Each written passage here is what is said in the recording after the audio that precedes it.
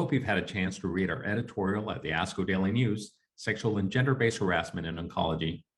The WHO has reported that sexual harassment is experienced by at least 2 billion women worldwide, and healthcare professionals are not immune, with both male and female physicians being targets.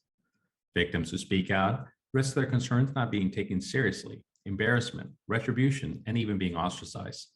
This can worsen mental health, increase burnout, and lead to workforce attrition.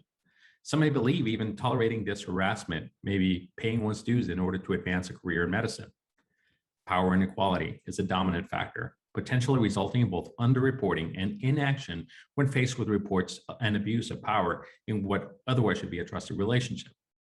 Female physicians of color are at higher risk because of the intersectionality of gender, racial hierarchy, and bias that exists within our field. The Me Too movement has raised this issue in the public, and now it's time for action in oncology. In the US, women constitute more than 50% of the incoming medical school students. What message do we send to these aspiring physicians if a look at their academic leadership finds that women comprise only 16% of medical school deans and only 15% of medical school department chairs? These numbers show us that the medical field has a male-dominated power structure, despite being a female-predominant field, which creates a culture that places women in medicine at risk.